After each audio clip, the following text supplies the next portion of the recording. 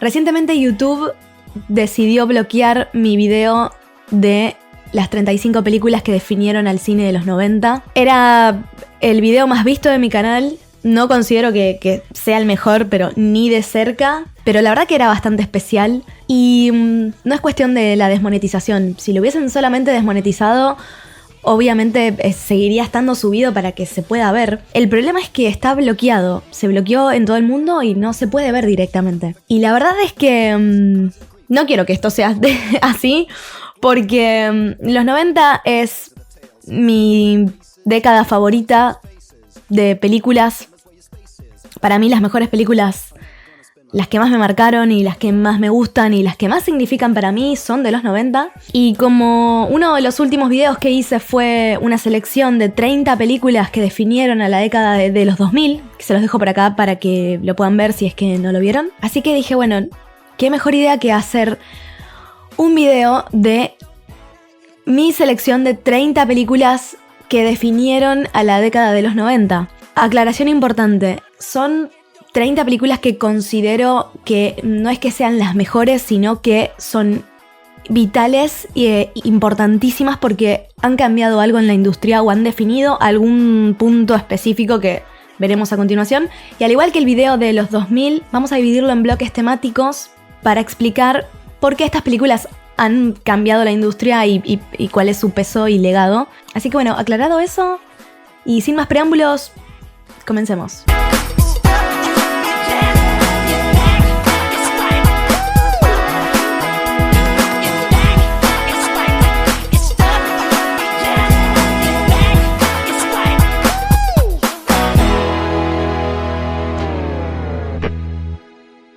Bueno, el primer bloque lo titulé El sueño americano y sus grietas, porque si hay algo que define muchísimo al cine de los 90 es ese optimismo y, bueno, que tiene mucho que ver con lo que pasó con la caída del muro de Berlín. Estados Unidos se sentía como la superpotencia mundial y como los dueños del mundo, básicamente. Y eso estaba reflejado en su cine. Era un cine muy luminoso, muy optimista, y obviamente el vender el sueño americano fue pilar de la década, básicamente. Si hay un tema que atraviesa los 90 de punta a punta, es el sueño americano, la promesa de que cualquiera puede llegar, de que el esfuerzo, el amor o la suerte pueden sacarte de donde estás y llevarte a donde querés estar. Hollywood lo vendió con entusiasmo y también, en algunos casos, con honestidad brutal. Hay películas que van a reflejar esto de una forma súper representativa. La primera de la que tenemos que hablar es Pretty Woman, estrenada en el año 1990, dirigida por Gary Marshall. Es una película que abre la década porque no es casualidad que justo se estrenara en el 90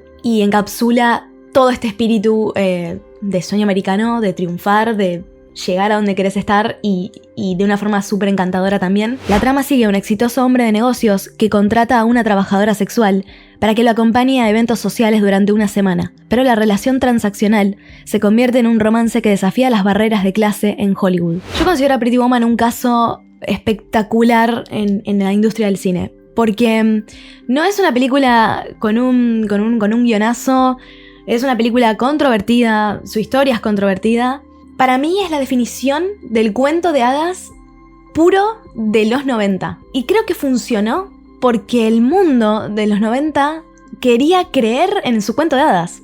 O sea, se lo creyó y quería creer en lo que te vendió. No pretende ser más de lo que es, no problematiza nada y es increíble que solamente costó $14 millones producirla y recaudó más de 460 millones en todo el mundo. Fue la tercera película más taquillera del año 90 y para el género comedia romántica, es muchísimo. Es muchísimo.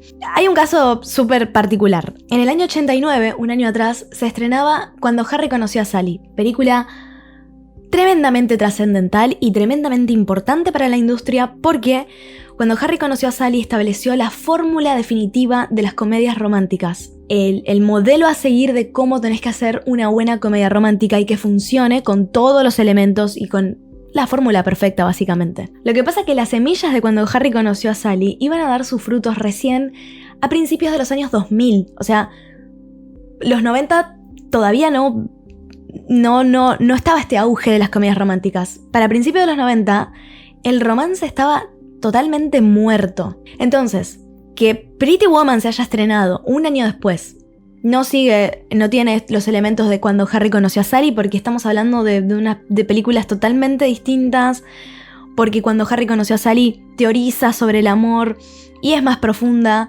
Y bueno, yo hice un video contando un poco la anatomía de las comedias románticas, hablando del género en profundidad. Ahí, si les interesa, está más detallado y mejor explicado, porque cuando Harry conoció a Sally va por otro lado diferente. Pero hablando de amor quizás sin tanta teoría, amor más despreocupado, más libre, llegamos acá al 90 y llegamos acá a Pretty Woman. Fue un éxito tremendo. Yo creo que las causas de este éxito fueron una, que la sociedad justamente buscaba historias livianas, porque venía se estaba dando este auge de vamos a hacer un Hollywood más brillante, vamos a hacer un Hollywood sin tanta crítica. Es como, bueno, ganamos la Guerra Fría.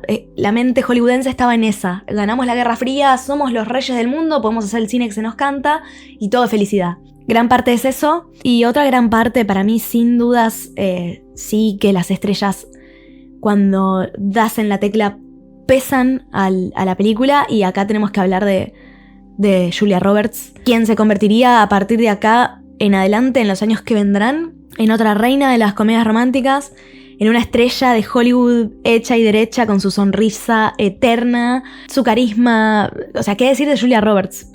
El papel acá de Vivian en Pretty Woman le valió una nominación al Oscar a Mejor Actriz. Y lo que tiene también de espectacular Pretty Woman, siendo una película que justamente como película podés criticarle muchas cosas, creo que como impacto cultural es grandísima, grandísima, porque la historia de Pretty Woman hoy uno puede hacer referencia a día de hoy y está tan arraigada a la cultura popular como Cenicienta, básicamente. O sea, increíble. Así que considero que es importantísima porque refleja esto del sueño americano, porque refleja la grandilocuencia con la que Hollywood está pensando apuntar en lo que vendrá en la década que ahora vamos a ver más. Y es gigante el legado que construyó dentro de las herramientas y dentro de lo que es la película en sí. Así que sí, importantísima. Después tenemos Forrest Gump, del año 1994. Un hombre con una discapacidad intelectual vive una vida extraordinaria, participando involuntariamente en los eventos más importantes de la historia de los Estados Unidos, mientras busca el amor de su infancia. Forrest Gump es una película mucho más complicada de lo que parece. Primero porque es increíble lo que logró. Forrest Gump es una película que pudo haber salido muy mal, y terminó saliendo bien y teniendo el prestigio que tiene porque, bueno, primero por la interpretación de Tom Hanks, que es una locura, pero después porque tiene un mensaje mucho más profundo acerca del azar, o sea, la suerte, del paso del tiempo y también de la trampa que representa el sueño americano. Es una peli que otorga un clímax emocional cada 20 minutos. Si la ponemos en contexto, se estrenó en el 94 y venía a cortar, o sea, es como que se está estrenando casi a la mitad de la década. Venía a cortar un poco con este súper optimismo y esta liviandad de películas que se venían estrenando. Y la gente, o sea, caló hondo en la gente justamente por eso, porque fue una historia dura dentro de la comedia liviana con la que por momentos logra transportar al relato, pero en realidad es una película que es mucho más dura de lo que muestra, significa mucho más y creo que el éxito se debe también a eso, a que la sociedad también quería una historia así y lo que hizo Tom Hanks, que es historia ya en el cine, su actuación. Es totalmente histórica, totalmente trascendental para los 90. Después tenemos The Shawshank Redemption o Sueños de Libertad o Sueños de Fuga.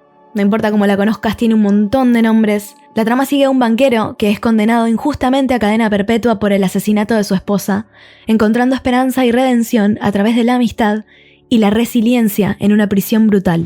Este peliculón quizás sea una de las pelis que, si preguntás por ahí hoy en día, sea una de las más amadas de la década del 90. Y es una de las películas con mejor puntaje en la historia de cualquier lista que mires o cualquier crítica que se haga del cine. Esta película es trascendental para la cultura y para la historia, pero no solamente porque coleccione en masa buenas críticas y que todo el mundo se ponga de acuerdo a decir que es una de las mejores películas de la historia, sino que para mí, viéndolo en retrospectiva, es importantísima porque es el primer fenómeno cultural nacido en los 90 que no fue un éxito comercial en los 90. O sea, si vos estrenabas una película y no iba nadie al cine a verla, automáticamente es un fracaso. Y The Shawshank Redemption, cuando salió, fue un fracaso, porque no la fue a ver nadie. O sea, no recaudó nada. La gente en el cine literal se la perdió. Y Dios bendiga a los videoclubs, que era lo que estaba de moda en ese momento, era la forma de ver películas. Sueños de Libertad es un fenómeno cultural nacido en el videoclub. De a poquito se empezó a correr la bola, cuando la gente iba a alquilar la película, se empezó a correr la bola de que, che, alquilé esto, está increíble, mirala. No había internet, no había redes sociales, entonces el boca en boca era todo. Y esto pasó en el mundo, no solo en Estados Unidos. O sea, esto de con Sueños de Libertad pasó en el mundo. Tengo comprobado y testeado, o sea, fuente fidedigna, mis papás tenían un videoclub. Y lo que estoy diciendo sucedió acá y me lo contaron y es así. Y elijo creer que es así. Que, claro, cuando llegaba esta peli al videoclub, la gente la alquilaba porque decía, esta es la que se está hablando que es la grosa. Sí, es esta. Llévala. Y la gente quedaba loca. Y bueno, también justamente por el mensaje y lo que cuenta, es una película totalmente bella. Es un peliculón. Yo, para mí, no es exagerado decir que es una de las mejores películas de la historia. Para mí lo es. Pero creo que en el medio de una ola de optimismo y de grandilocuencia en Hollywood, que una peli tan más íntima, más seria y que hable de la esperanza haya resonado tanto culturalmente después, insisto, no en su momento cuando se estrenó, pero sí después, y mantener hoy en día un legado de prestigio como súper importante, es realmente gigante. Es una película que también me hace pensar en los 90. Cuando pienso en la década, se me viene Sueños de Libertad a la mente, y me encanta eso, me encanta este dato específico de que no le fue bien en taquilla comercialmente, o sea, fue paupérrimo su desempeño, pero que sea literal el primer fenómeno cultural nacido en un videoclub. O sea, es espectacular. Pasamos al bloque 2 y lo llamé el romance como espectáculo. Y tenemos que hablar de Ghost, estrenada en el año 1990 y dirigida por Jerry Zucker. Tras ser asesinado en un asalto, un hombre permanece en la Tierra como espíritu para proteger a su novia de un peligro inminente, utilizando a una medium para comunicarse con ella. Una de las características que a mí más me encantan de los 90 es que antes de que las películas independientes dieran el batacazo en Hollywood, las películas eran eventos sociales y estaban destinadas para todo público. No es que había cine de nicho y que, no sé, los típicos blockbusters como pasa hoy en día, que los blockbusters que son así solamente destinados a entretener nada más aburren al cinéfilo, y una persona que quizás no consume muchas películas hoy en día ni soñando te mira una peli independiente. En los 90 esto no sucedía. En los 90 era todo un evento masivo. Vengan a mí, vengan a la sala de cine, que vengan niños, que vengan adultos, que vengan... No me importa, que venga todo el mundo. Era un cine pensado para todo el público y que no se quería dejar a nadie afuera. Hoy en día el cine de prestigio y el cine comercial son dos cosas diferentes. Pero en su momento esto no era así. Y el mejor ejemplo de esto es Ghost, es esta película. Porque Ghost es un drama para todo público y que tiene todo. Tiene todo, está pensado para atraer a toda la gente porque tiene romance, porque tiene sobrenatural, porque tiene investigación, porque tiene un poco de trama medio thriller, detectivesco. O sea, está pensado para esto, para llamar a todo el mundo. Y le salió de maravilla. Es una película que costó, escuchá la cifra, $22 millones y logró recaudar más de 505 millones de dólares en todo el mundo. O sea, fue un éxito arrollador y quedó en tercer lugar de la película más taquillera del año 90. Es muy loco que haya salido al mismo tiempo, casi al mismo tiempo que Pretty Woman, pero esta es la contracara de Pretty Woman. mientras Pretty Woman era luminosa y liviana, Ghost es romance melancólico, triste, más bajonero, más depresivo, más un poco como oscuro. Y marcó a la cultura popular. O sea, ya el tema Unchained Melody, la pareja de Patrick Swayze y Demi Moore, pensar en el cine como legado. O sea, y pensás en Ghost y automáticamente se te viene la escena de la cerámica a la cabeza. O sea, ya es una historia de romance, pero es la primera, o sea, es la representante de este cine masivo a lo que apuntó toda la década del 90. Siento que es una locura la recaudación que tuvo en su momento, para lo que costó la película, y para lo que es la película, y para después lo que terminó generando y lo que terminó impactando en la cultura. Así que Ghost tiene que estar, sí o sí. Después tenemos Before Sunrise, estrenada en 1995 y dirigida por Richard Linklater. Un estadounidense y una francesa se conocen en un tren y deciden pasar una noche recorriendo las calles de Viena, hablando sobre la vida y el amor antes que el sol salga y deban separarse. Quizás esta es la película más controvertida que decidí incluir en la lista de 30. Y digo controvertida porque es posible que muchos opinen que ni de cerca es una película trascendental para la década o que hay otras representantes que pueden venir antes. Y puede ser así. Pero decidí seleccionar a Before Sunrise primero porque estamos en el bloque de romance. Y no hay mejor representante de un romance absolutamente ya real y súper... O sea, a mí lo que me impresiona de esta película es el guión, porque es una locura que tengas a dos actores nada más, hablando y hablando y hablando y hablando sin parar. Obviamente van recorriendo calles, pero es hablar sin parar y es una película pequeña, no es una película justamente donde se muestre la grandilocuencia del Hollywood de los 90. Pero creo que tiene que estar acá porque para mí la influencia de Before Sunrise no iba a impactar directamente en los 90, pero sí en el cine de los 2000 y a futuro. Y justamente donde la importancia del romance en los 90 era que todo sea dramático. Dramático a nivel, bueno, que Ghost, por ejemplo, el novio que está muerto y la sigue muerta.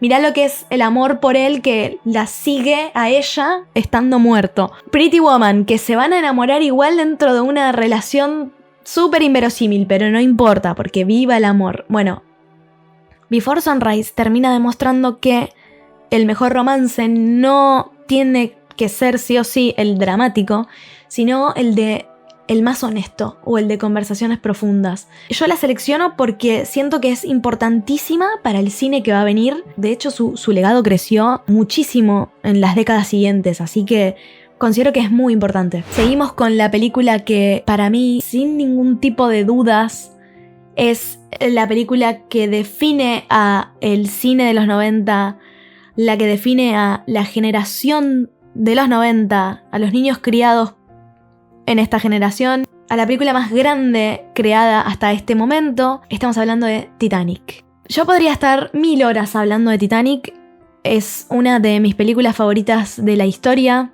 Si yo tuviese que elegir de toda la lista una película de los 90, esa para mí sería Titanic. Hice un video dedicado específicamente a la película, también lo voy a compartir por acá. Y si bien integra este bloque de romance, si hablamos de Jack y Rose como pareja protagonista, su historia de amor, o sea, revolucionó al mundo la pareja. Su romance culmina en tragedia y tiene ese condimento que la gente buscaba en los 90.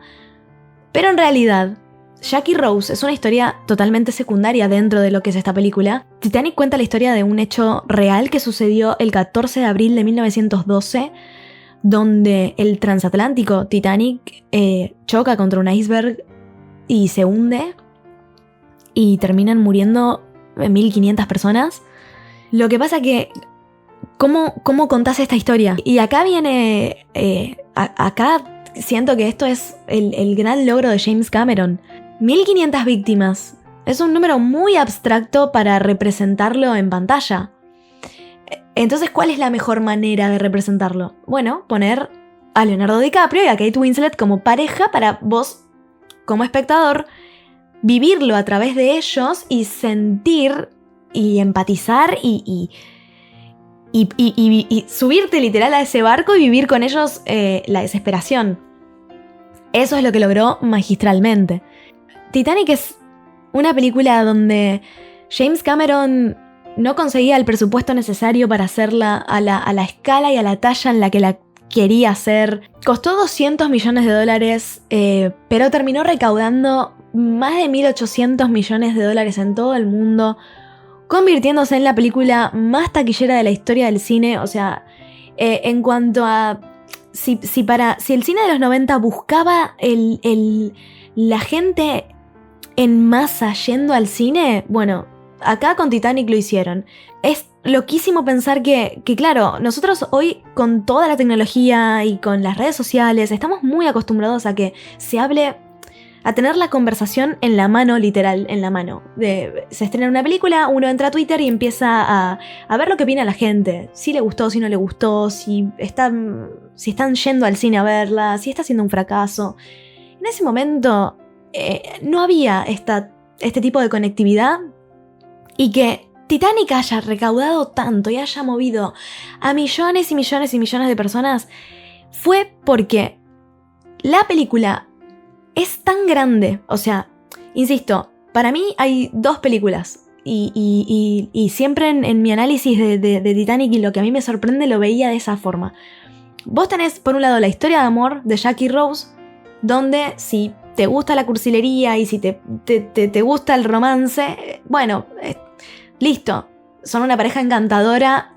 Justamente no es casualidad que también hayan querido meter a Leonardo DiCaprio, donde en ese momento él estaba empezando a triunfar en Hollywood. Fue obviamente con Titanic donde su figura despega, pero Leonardo DiCaprio era la carita que se necesitaba para que se desate una leomanía en todo el mundo. O sea, que el público femenino esté anhelando y esté fanatizada. O sea, era un rockstar Leonardo DiCaprio con Titanic. Entonces ahí ya tenés a todo el público femenino que va a ir a ver la película solamente por quizás el romance y listo, check, el público femenino. Pero Titanic terminó moviendo a todo el mundo porque, como decía, por un lado tenés a la historia del romance, pero por otro lado tenés la historia del naufragio, tenés la historia del hundimiento del barco. Un despliegue técnico brillante, porque los efectos especiales de Titanic para el momento en el que se estrenó fueron históricos, fueron legendarios, o sea, ver la destrucción del barco.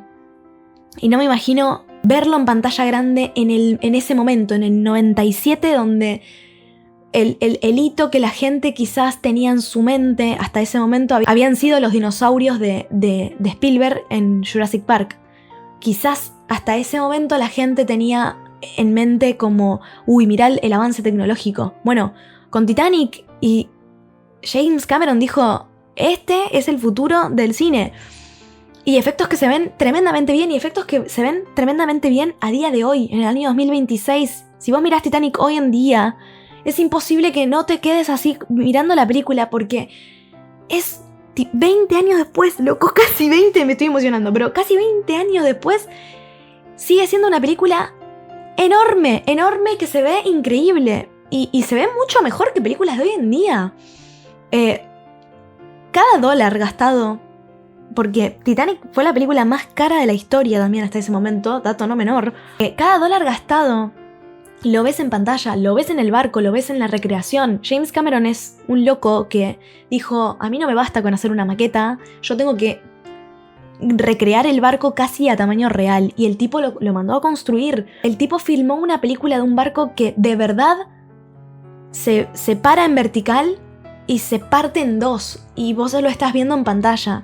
También cumple con la fórmula que se quería explotar acá en esta década, que es que sea una película para todo tipo de público, y Titanic tiene algo para ofrecer a cualquier persona que la vea. Si estás buscando romance, hay recreación histórica, hay acción, claramente, la parte final, y hay dramatismo, hay suicidios, hay crítica social. Les comparto mi video de Titanic donde hablo en detalle de por qué es el fenómeno cultural más grande para mí en la historia del cine, y por qué para mí es la película más grande de la historia. Sí, para mí la película más importante de la historia. Por lo que significa, por cómo impactó. Titanic es para mí la definición por defecto y base de lo que es el cine de Hollywood, el cine blockbuster, el cine de romance.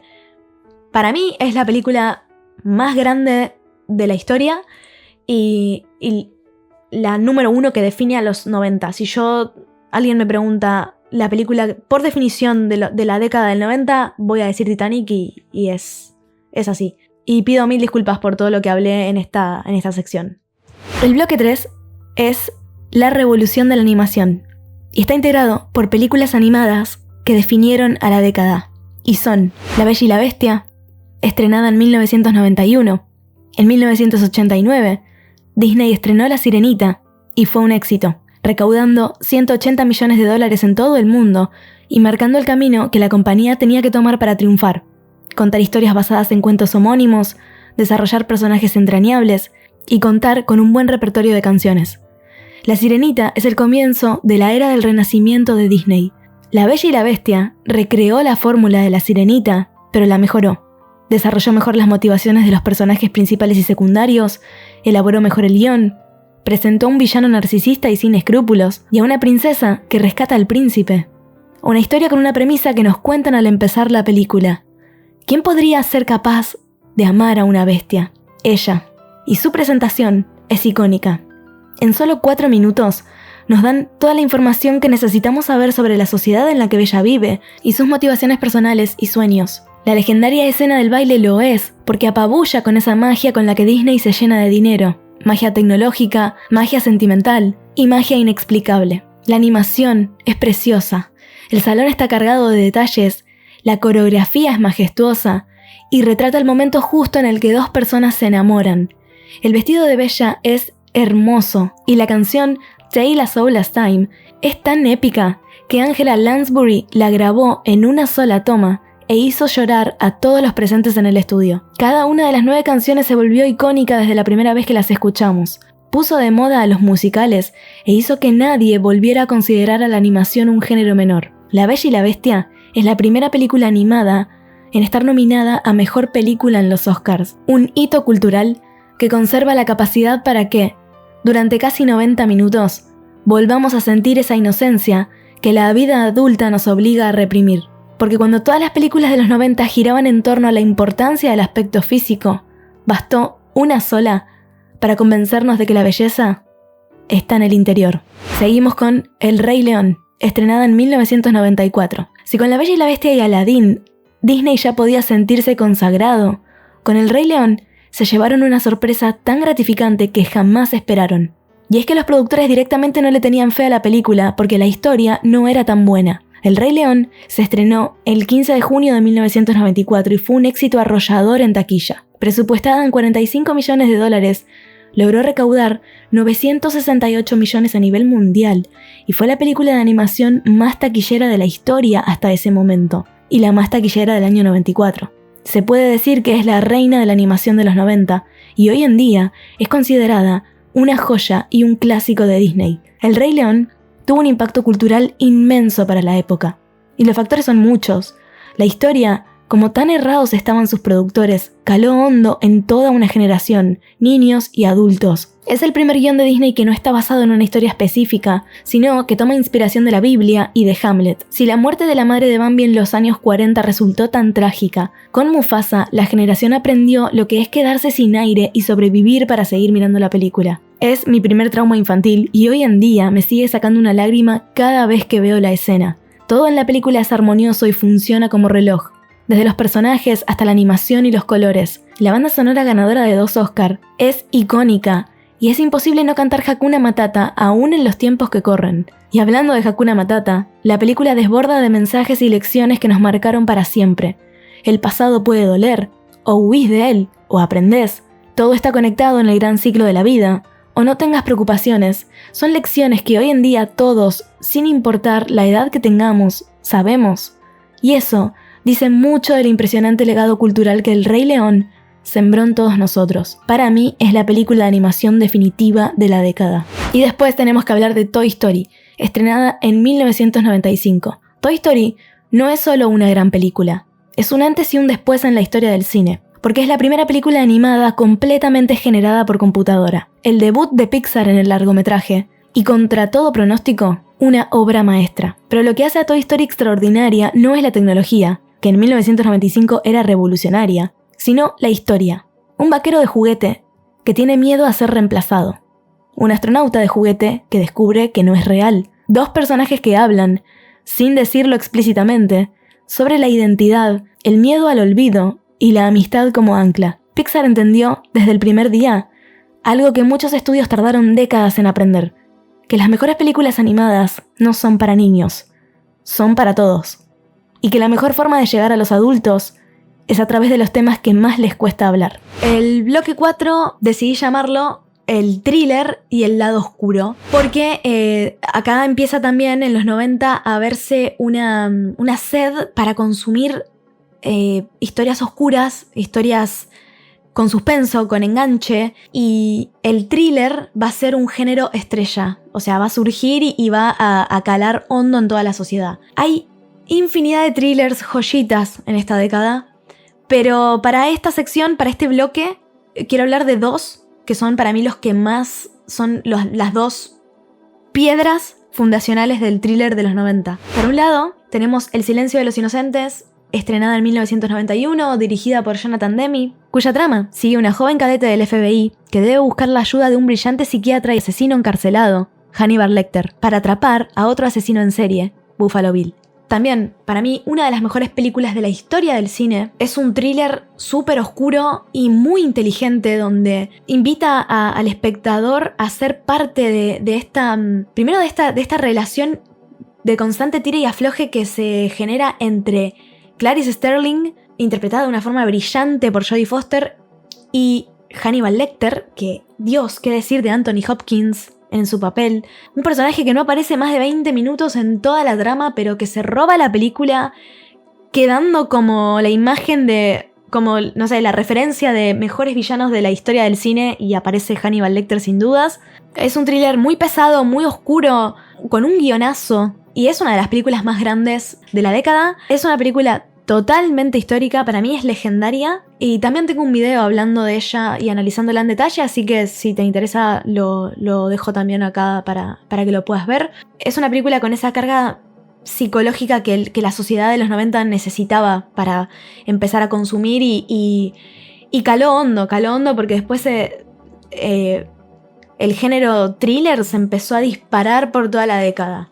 Lo que nos lleva a hablar de la segunda película que integra este bloque, que, como decía antes, hay muchísimos thrillers espectaculares de los 90, pero el que sigue, que unos añitos después a El silencio de los inocentes, nos situamos año 1995, bajo la dirección de David Fincher, tenemos la película Seven, o Siete pecados capitales. La trama sigue a dos detectives que persiguen a un asesino en serie que utiliza los 7 pecados capitales como motivo para sus elaborados y macabros crímenes. Para mí es la película más oscura de toda esta lista de las 30 películas de los 90. Es la más oscura, sin dudas. No solo oscura en estética, porque además eso es algo también novedoso. Seven es una película que, si vos la ves hoy en día, la paleta de colores te va a llamar la atención, porque es muy El Caballero de la Noche. O sea, es muy oscura y no parece de la estética de los 90. Las pelis de los 90 eran muy coloridas, eran muy con colores saturados, vivos. Seven es el representante del thriller policial llevado a la oscuridad total y a convertirlo en una pesadilla. Y es una película que logró sumergirte en la historia y logró sentir la oscuridad, la presión y la repulsión que se sentía ante ver los cuerpos como quedaban cuando este asesino los masacraba y trataba de recrearlos como los 7 pecados capitales. Y creo que lo más trascendental y lo más importante, la huella máxima de Seven, es ese momento de la revelación, de ese plot twist final, donde sin mostrar te muestra lo que sucede, y es una imagen que se queda con vos para siempre. Ese momento del clímax final, se queda con vos para siempre. Es brillante, te deja con una sensación en el cuerpo que para los 90 fue revolucionario, porque no habían películas que te dejaran así, y para mí es la representante máxima del thriller oscuro. O sea, el thriller en su máximo potencial de oscuridad, Seven. El bloque 5 se llama La tecnología como miedo y maravilla. Y esto es así porque hay 3 películas vitales de esta década que vienen primero a mostrar el avance tecnológico con el que íbamos a vivir. O sea, avances tecnológicos donde ya la industria del cine se iba a ver transformada y no iba a ser lo mismo. Y además, en cierta manera, representan un poco también el miedo que, más cerquita del final de la década, obviamente, pero íbamos a empezar a sentir como sociedad ante los avances tecnológicos que nos iban a empezar a impactar a nosotros, como el desarrollo de lo que iba a ser el fenómeno Internet. Es el avance tecnológico en el cine, pero también cómo se refleja socialmente. Y creo que hay 3 películas clave para este apartado. Primero comenzamos con Terminator 2 del año 1991, dirigida por James Cameron. El acierto más grande de Terminator 2 es que es una secuela súper perfecta, pero por lo que es revolucionaria particularmente es por su avance tecnológico, justamente más que nada con el diseño del androide T-1000, donde para ese momento ver cómo se derretía es esta escena que estoy mostrando ahora. Esto que está en pantalla en este momento fue una revolución total para la cultura de los 90. La gente estaba atónita con estas escenas, porque hasta este momento no se habían visto efectos semejantes en la historia del cine. El legado de Terminator 2 es que se estrenó y que demostró lo que una computadora podía hacer en la industria del cine. Y fue este avance de los efectos de Terminator 2 que fueron como los pioneros y que permitieron que 2 años después, en el año 1993 precisamente, el mundo pueda atestiguar el estreno de Jurassic Park. Jurassic Park es posiblemente uno de los blockbusters más asombrosos de la historia del cine, una de las películas también más importantes para el cine. Cambió al cine como lo conocemos. Es una peli que tiene escenas dramáticas, escenas de terror, podemos encontrar un poco de thriller psicológico y hay hasta aventura infantil. Para mí es una película perfecta. La escena que el grupo ve a los brachiosaurios por primera vez es la escena que define al cine de los 90 hasta ese momento, porque el hito en los efectos especiales lo vemos en esa escena. Literal, los personajes parecían diminutos al lado de los dinosaurios y te hace sentir que realmente los dinosaurios están ahí y que son reales y que los ves, que los personajes los pueden tocar. Es un delirio. O sea, esa escena en particular es una locura. Obviamente lo que magnifica a esa escena es justamente la composición de John Williams, que, o sea, es escuchar el característico tema de Jurassic Park y transportarte a esa escena. Jurassic Park hasta este momento es la película más grande. Después, bueno, la que, como vimos antes, la que iba para mí terminar definiendo a los 90 es Titanic, pero hasta este momento y hasta el estreno de Titanic, para mí Jurassic Park es el pilar del cine de los 90, es el auge de los efectos visuales. Jurassic Park permitió a grandes cineastas que van a venir después soñar con sus grandes obras, como, no sé, El Señor de los Anillos, las nuevas de Star Wars para que se vean más justamente tecnológicas. Es una locura lo alcanzado por los efectos visuales de Jurassic Park y también como blockbuster.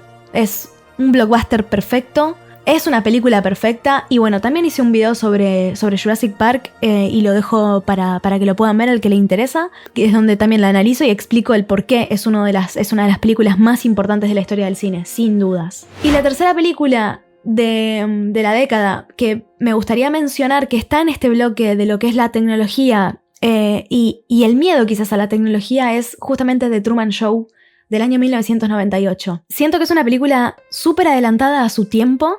Y me sorprende lo adelantada que fue cuando se estrenó. La trama sigue a un hombre que vive en un programa de televisión sin saberlo. Toda su vida, desde su nacimiento, ha sido transmitida en vivo al mundo entero. Sus amigos son actores, su ciudad es un set, su cielo es una cúpula. The Truman Show se estrenó un año antes de que Gran Hermano se estrenara en Europa. 4 años antes de que los reality shows explotaran. O sea, no, es inexplicable, es increíble, es Es sorprendente, es como que The Truman Show anticipó a dónde iba la cultura, a dónde iba a ir la sociedad. Para mí es una película súper importante porque, por lo adelantada y porque hay una crítica mucho más allá de los medios. Permitió que la gente se empiece a reformular preguntas muy filosóficas con un gran peso y significado, como por ejemplo, ¿qué haces cuando te das cuenta que en el mundo en el que creciste es una mentira? O sea, son cosas muy profundas y bueno, nada, llevada con una sensibilidad enorme de la mano de Jim Carrey que está increíble.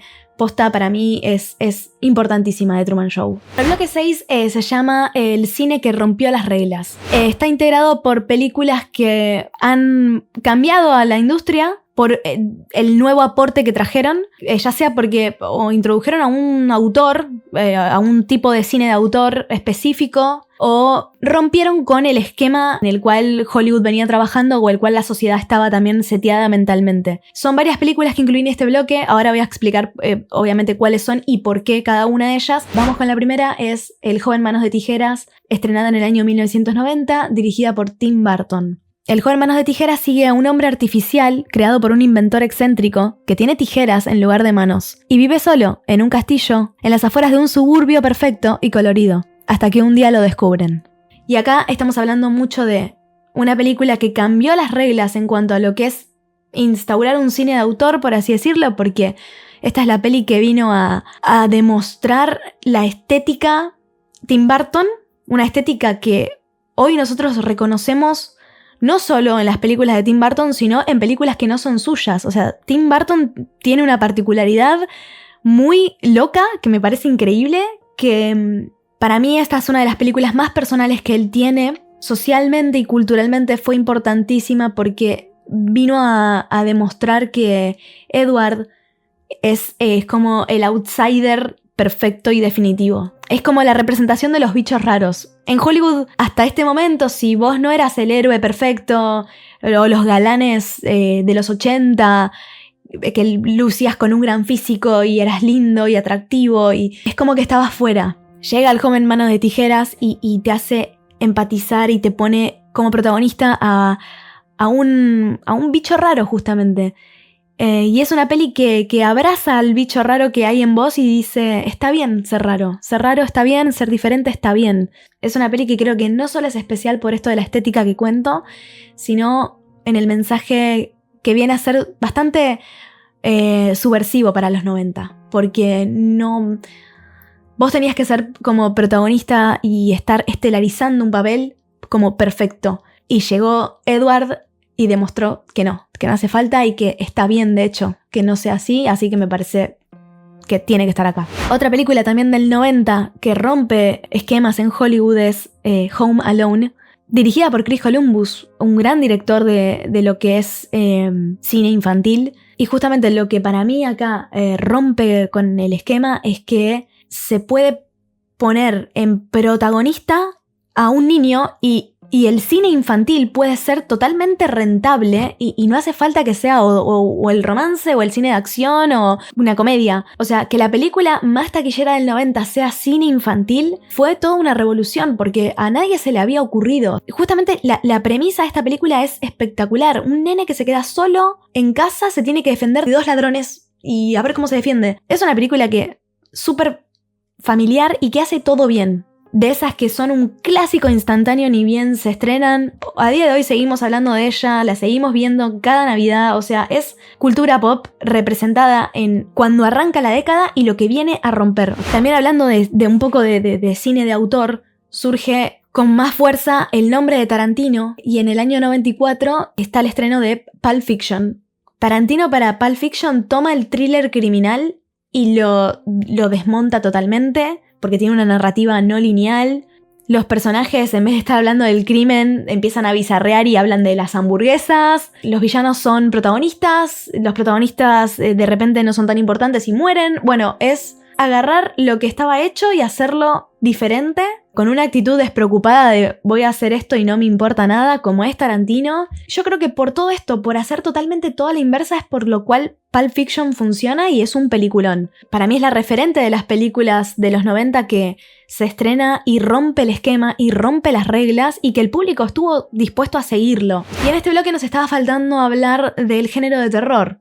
Y tenemos que hablar de la que para mí es la película más significativa en términos donde vinieron a establecer una norma y a establecer una forma de hacer cine de terror de acá a futuro, que va a ser Scream, del año 1996, dirigida por Wes Craven. Es un slasher puro donde un asesino en serie persigue a los protagonistas y toma todos los elementos del slasher de los 70, que fue la década del 70 es la década dorada del slasher. Y para el momento en el que se estrena, ese slasher estaba muerto, no se hacían películas, ya el género estaba enterrado, nadie se había animado a seguir haciendo slashers. Hasta que llega Scream, no solo el slasher se vuelve a poner de moda, sino que Scream lo hace de una forma donde revitalizan la fórmula porque empiezan a ser autoconscientes del género de terror. O sea, los propios protagonistas empiezan a hablar de los asesinos en serie. Los propios protagonistas empiezan a bromear con los pasos que, si estás en una película de terror, los pasos que tenés que hacer para sobrevivir. Scream es un peliculón, madre hoy de una saga que sigue vigente actualmente, con muchísimos fans en el mundo, y siento que en el género slasher es una referente vital y vino a romper las reglas porque a nadie se le hubiese ocurrido hacerla en los 90. La hicieron, surgió y fue todo un éxito y merece estar acá. Después también tenemos que hablar del cine adolescente. Cine que también estaba bastante muerto porque acá se estaba, como venimos viendo en el video, la convocatoria masiva a las salas de cine, llevar a la familia, llevar a los niños, la máxima concurrencia posible. El cine adolescente estaba quedando muy relegado, bastante de lado, y los adolescentes no tenían películas como para identificarse, por así decirlo. Y surge el estreno de Clueless en el año 1995, mitad de la década. Esta película es de esas que el legado crece con el correr de los años y se hace más grande.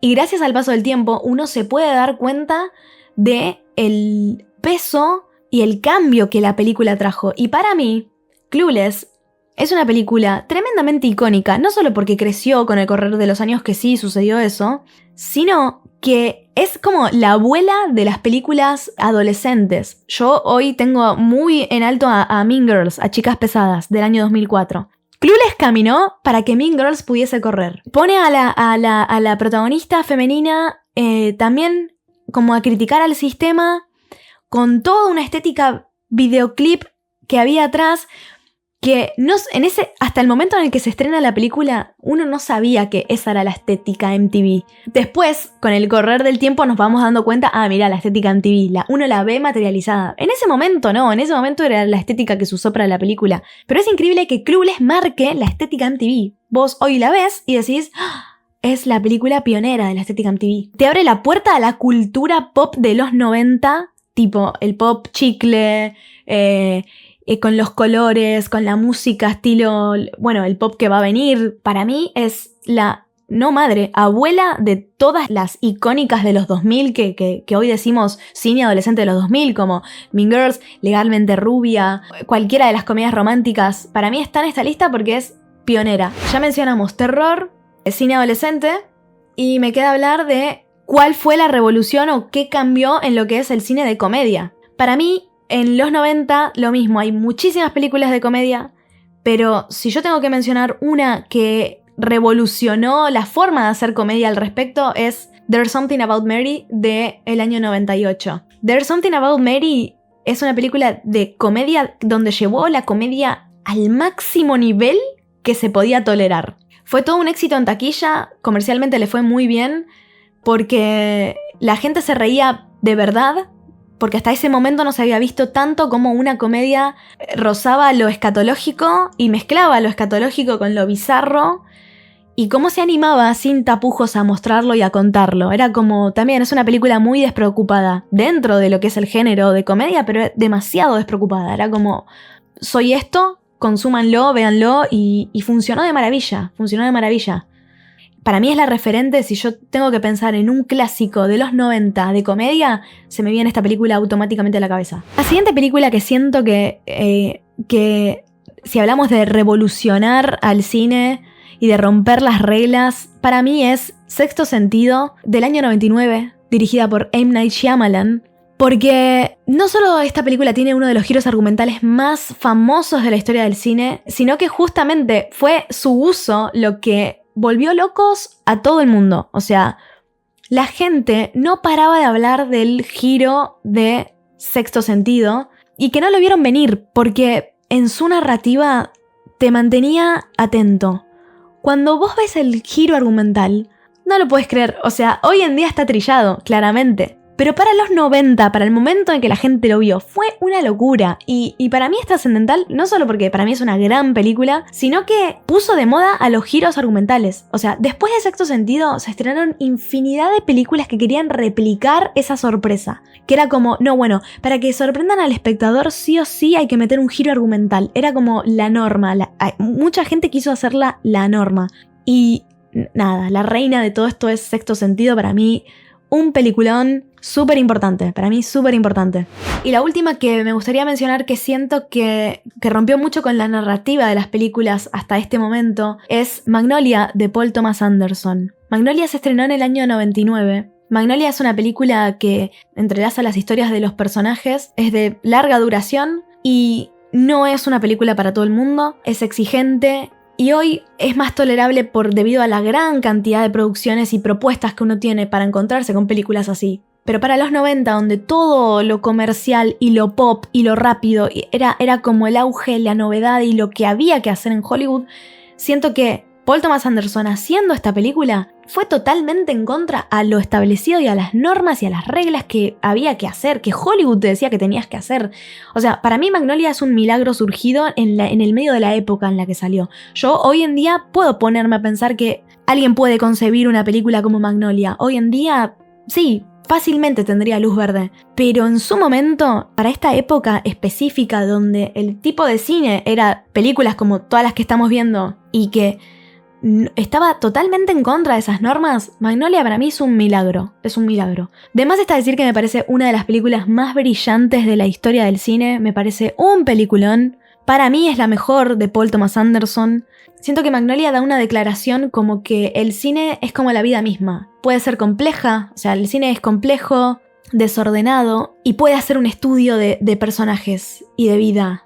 No todo necesita una resolución, no todo necesita el final feliz, el cierre o el vivieron felices para siempre. Yo creo que literal la analogía perfecta de la vida es a veces capaz que van a llover ranas y no hay explicación, no hay por qué. El bloque 7 lo llamé La memoria y el peso de la historia, simplemente porque se estrenaron muchas películas donde se quería mostrar eventos importantes en la historia de la sociedad, como bueno, por ejemplo, podría entrar Titanic acá simplemente por una cuestión de la recreación del naufragio, pero había como enfoque en tratar de producir películas que cuenten o situaciones de la sociedad que estaba viviendo o también recreación histórica de eventos, no sé, contar sobre todo más enfocado en drama. Y para este bloque en particular tengo 2 películas seleccionadas. La primera es Filadelfia, del año 93. Tom Hanks interpreta a Andrew Beckett, un abogado exitoso con SIDA que es despedido de su firma cuando su enfermedad se descubre. Demanda a sus empleadores por discriminación y para defenderse necesita convencer a un abogado homofóbico, Denzel Washington, de tomar su caso.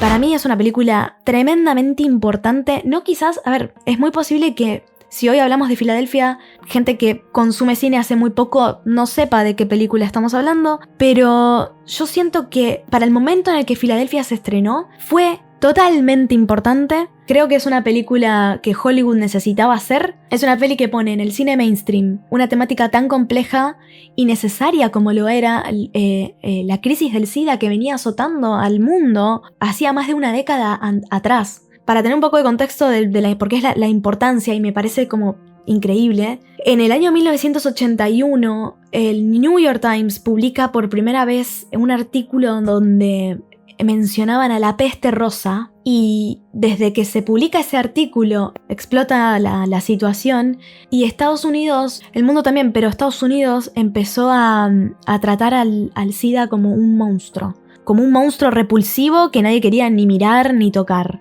Y la enfermedad se consideraba súper marginal, la gente que la tenía sufría muchísima discriminación y la homofobia llegó a niveles altísimos.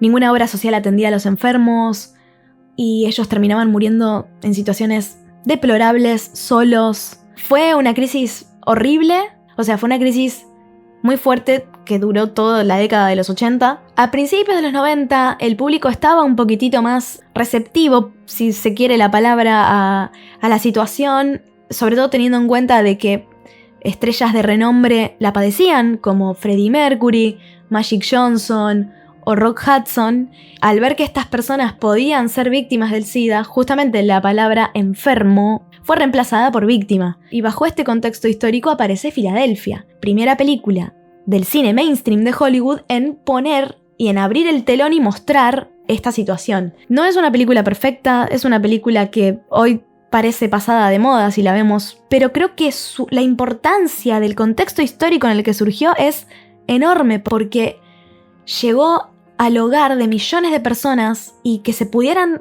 empatizar con Tom Hanks ante esta situación y hasta esta enfermedad, y me parece que haya logrado eso en este contexto tan difícil merece estar acá, simplemente por eso. Y la otra película que quiero mencionar de este bloque, ya hablando de lo que es recreación histórica sería, en este caso, es La lista de Schindler de Steven Spielberg, estrenada en 1993. Durante la Segunda Guerra Mundial, un empresario alemán y miembro del partido nazi organiza una operación para salvar a más de 1000 judíos del exterminio, arriesgando su fortuna y su vida. Posiblemente sea una de las películas más importantes de Spielberg y quizás más importantes de la historia del cine, sin exagerar. Yo considero que no es solo por el mensaje importantísima, sino porque creo que, para mí, que Spielberg es un ídolo. Es una película que está en esta lista no porque sea perfecta, sino porque directamente decidió existir. Porque nadie obligó Spielberg en su auge, porque recordemos que ese año estrenó Jurassic Park. Un tipo tan brillante en su auge decide estrenar una película en blanco y negro sobre recreación histórica tremendamente importante. Pero, ¿por qué? No tenía por qué. Y lo hizo. Él trabaja con John Williams a su lado y la composición musical de La lista de Schindler a mí siempre me hace emocionar. Me parece que es un peliculón y si yo hablo o pienso en recreación histórica, automáticamente a mí se me viene a la cabeza La lista de Schindler. Fue una película que la gente, en el común de la gente, menciona como de las mejores de recreación histórica. Si estamos hablando de una película que recree algún hecho de la sociedad nuestra, es imposible no pensar en La lista de Schindler como primera opción. Tremendamente histórica. El bloque 8 es películas que hablan de la mujer en los 90. Esto es muy importante porque yo no encuentro mayor contradicción en la figura de la mujer que en la década del 90. Porque por un lado habían producciones donde se exacerbaba y se empoderaba a la mujer a ser independiente, a vivir su vida y a ser libre. Pero por el otro salían un montón de otras producciones que mostraban el peligro de que la mujer tenga tanta independencia o tanto poder o sea tan empoderada. Así que para expandir esta sección y esta temática, elegí 3 peliculones. Primero tenemos La mano que mece la cuna, estrenada en el año 1992, dirigida por Curtis Hanson. La mano que mece la cuna es un thriller, y más precisamente un thriller doméstico. Esta película podría entrar en la sección de thrillers porque, como vimos antes, el thriller es el género estrella de los 90. Yo decidí incluirla en esta sección de mujeres porque, primeramente, su protagonista es femenina, porque la trama sigue a una niñera que se hace pasar por niñera para infiltrarse en el hogar de una familia porque busca venganza. Tiene una particularidad espectacular que es, para mí también, la madre de los thrillers domésticos. Vino a fundar el thriller doméstico. Generalmente en los thrillers, el personaje o los personajes van a sufrir alguna situación donde se sientan en peligro. El thriller doméstico viene a romper con el último lugar donde el ser humano se siente a salvo, que es su propia casa. El campo de batalla de toda la película va a ser la casa de los Bartell en este caso, donde la niñera va a empezar a sabotear toda la escena para acabar con ellos. La cuestión es que la película te pone a vos a seguir a Peyton Flanders en su plan de venganza. Ya sabés que es mala, es la protagonista, es mujer, y como espectador uno nunca se pone del lado de la niñera, pero no puedes dejar de mirarla porque esa es la magia de la película. La película es un peliculón. Pero esta película tiene un significado mucho más profundo, que es una guerra que se arma entre Peyton y Claire Bartel, que es la esposa, ¿sí? La guerra y la batalla que se va a desarrollar adentro de esa casa es entre estas dos mujeres. O sea, la película tiene un significado entre la mujer que ocupa el rol de esposa, de madre, versus la que quiere ocupar un lugar. Todo esto es mucho más profundo para explicar, no lo tengo por qué decir ahora en este video. No voy a ponerme a explicarla en detalle. Hice un video analizando esta película y explicando por qué sigue incomodando a día de hoy y la importancia de la misma en su momento, así que también lo comparto si te interesa verlo. Y la siguiente película, que justamente podemos como establecer una contraposición con la figura de la mujer, con La mano que mece la cuna, es Bajos Instintos, del año también 1992, dirigida por Paul Verhoeven. Bajos Instintos es también un thriller, en este caso, si La mano que mece la cuna es la madre del thriller doméstico, Bajos Instintos es la madre del thriller erótico. Bajos Instintos es una película que hizo muchísimo ruido justamente por las escenas fuertes eróticas y la película fue cortada infinidad de veces para que no pasara como película porno. O sea, es una película bastante fuerte en ese sentido. Como thriller para mí funciona a la perfección. La pareja protagonista, que es Sharon Stone y Michael Douglas, también tienen una química increíble y funciona perfecto. Pero decidí también colocar a Bajos Instintos dentro de esta temática de mujeres con poder porque no podemos evitar hablar de Bajos Instintos sin pensar en la figura de Sharon Stone, quien interpreta a Katherine Trammell, donde es una mujer totalmente manipuladora, utiliza su sex appeal a su favor, para manipular y convencer y hacerse pasar por víctima en un montón de situaciones. Es un personaje totalmente ambiguo, vos nunca sabés si está diciendo la verdad, si es inocente, si es culpable. La película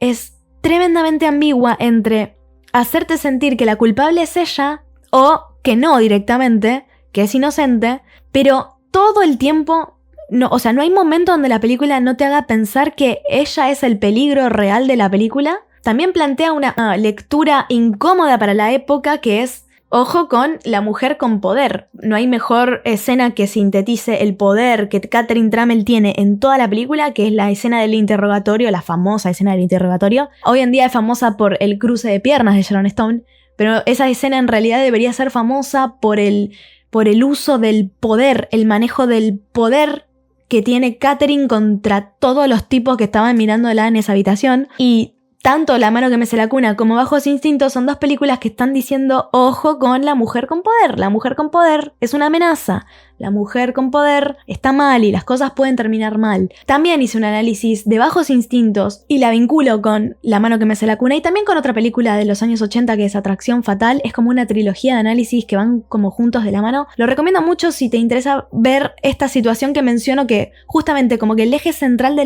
los tres análisis es la imagen de la mujer, la figura de la mujer, cómo está retratada y que tiene que ver mucho también con la época con la que estamos hablando, o sea, fines de los 80 y toda la década de los 90. Lo que la sociedad pensaba de las mujeres. Dejo todos los links en la descripción del video. Y por último, ahora sí, dejemos de hablar de esta parte más negativa de la figura de la mujer y hablemos un poco más de esto que decía de la contradicción de que habían películas que fomentaban el empoderamiento femenino. Y si tengo que hablar de década del 90 y empoderamiento femenino, no se me ocurre una mejor representante que Thelma and Louise del año 1991, dirigida por Ridley Scott, peliculón en donde dos mujeres que salen un fin de semana y las cosas les salen, se le va de las manos la situación y terminan fugadas recorriendo un viaje infinito en carretera, escapando de la policía y convirtiéndose ellas mismas en forajidas. Yo creo que Thelma and Louise es tremendamente legendaria porque toma la figura de dos mujeres protagonistas donde las vamos a acompañar a las dos en sus arcos argumentales y es una peli que es una road movie, O sea, es una película de esas de viajes. Road movie se llama las películas donde transcurren en viajes en carreteras y transcurren varios días viajando. Ellas van teniendo como decía, su transformación de personaje, su arco argumental, pero creo que es legendaria porque toma todos los elementos de las películas para hombres, tipo, no sé, los sombreros cowboys, las armas, convertirse en forajidos, escapar de la policía, la libertad de la carretera, la camaradería, la huida de la ley. Y eso dio que hablar, o sea, fue trascendental solo por eso. Fue una revolución. Es una peli que tiene un final donde no te da respuestas. Hoy en día el feminismo es como una conversación ya básica, pero en el 91 no. Y la verdad que haya abierto esta puerta me parece que es súper importante y representativa. Permitió que se abra más la conversación a esto, al empoderamiento de la mujer. Su legado también creció con el correr del tiempo y hoy la podemos ver en retrospectiva como una película totalmente subversiva. Así que tiene que estar acá, sin dudas. Para el bloque 9 decidí dejar 3 películas del año 1999 que considero que son 3 adelantadas a su era. Si bien son del 99 y definen a los 90, plantean problemáticas y temáticas que son enteramente de los años 2000. Precisamente en el año 1999 había un miedo colectivo al cambio de milenio. La gente pensaba que realmente el 31 de diciembre de 1999, cuando el reloj de 23:59 cambie a 00 horas del año 0, porque pasamos de 99 a 0, la gente pensaba que los sistemas iban a colapsar, que iba a caer la bolsa, que íbamos a sufrir una crisis tecnológica. Esto es real. Dentro de este contexto donde el miedo ya empezaba a ser tecnológico y el miedo ya empezaba a ser como el futuro, aparece The Matrix, película de 1999, donde no solo para mí parece de los años 2000 por los efectos y por la estética y por lo que cuenta, sino que es una película que plantea el miedo a la tecnología o te está hablando de un apocalipsis tecnológico, un apocalipsis con inteligencia artificial. O sea, es tremendamente adelantada a su tiempo. Estamos contextualizando que la gente tenía miedo de que colapse un sistema porque no se sabía cómo iba a cambiar el año del milenio. O sea, el 2000, cómo venía el 2000. Hoy estamos en 2026. Matrix sigue resonando con todos nosotros. Es una peli que vos la ves hoy y sus mensajes resuenan a hoy, a lo que vivimos. Pero me parece increíble que sea del 99. Es una película muy actual, o sea, su temática y problemática es muy actual. Así que por eso la ubiqué acá en esta sección. Otra del 99 que me parece adelantadísima, que solamente por su mensaje, es Fight Club de David Fincher, donde su cultura al consumismo nos vino a adelantar y a mostrar una crisis que con los años posteriores la humanidad va a tener y seguimos teniendo. Creo que en estética también parece una película 2000era, sobre todo porque Fincher tiene ese tono oscuro, pero todo lo que habla de la crisis de la identidad masculina y el consumismo me parece un mensaje tremendamente adelantado para la época, porque ¿a quién se le hubiese ocurrido hablar de eso en los 90 si no se vivía y después se iba a terminar viviendo en los 2000? Con esto del auge de la globalización y la cultura del consumo, así que tremenda. Y por último, un poquito más luminosa esta película, pero considero que tiene que estar acá como clave, es 10 Things I Hate About You, o 10 cosas que odio de ti, porque para mí, y lo hablé un poco cuando mencioné a Clueless, pero lo que hace esta película, primero que parece tremendamente 2000era, porque está adelantada en su mensaje como película adolescente. ¿Y por qué la seleccioné específicamente para esta sección? Porque algo que define, y lo veo muy claro, a los años 2000, es el auge de la comedia romántica. No se vio una cultura de consumo de comedias románticas tan grande como fue en los años 2000, comedias que hoy son clásicos, pero que para mí no pudieron existir sin esa fórmula que presenta cuando Harry conoció a Sally en el 89, no tocó nadie en todos los 90, nadie se animó a tocarla, hasta que empezó a aparecer Clueless con algunos vestigios y 10 cosas que odio de ti, pero 10 cosas que odio de ti para mí también es más adelantada porque se enfoca en comedia adolescente. Y los adolescentes eran un público donde no tenían representación así de algo más mainstream y más global. Estaban incluidos en historias románticas como los dramas románticos, un Titanic, pero no estaban incluidos como representación. 10 cosas que odio de ti para mí es la base fundacional de grandes comedias románticas, así comedias románticas o si no, también cine adolescente, como terminó siendo después en los años 2000, no sé, una Mean Girls, por ejemplo. O sea, para mí es tremendamente adelantada. 30 películas, una década. Los 90 quisieron creer que todo iba bien y al mismo tiempo presintieron que algo se estaba rompiendo, que el siglo que venía iba a ser más complicado, más ambiguo y más difícil de navegar. Los 90 no resolvieron nada, pero hicieron las preguntas correctas y las hicieron de una forma que todavía hoy, cuando volvemos a ver estas películas, nos encontramos pensando en ellas mucho después de que terminaron. Y creo que eso es lo que hace grande una película. No de que tenga respuestas, sino que las preguntas que hace se queden con vos.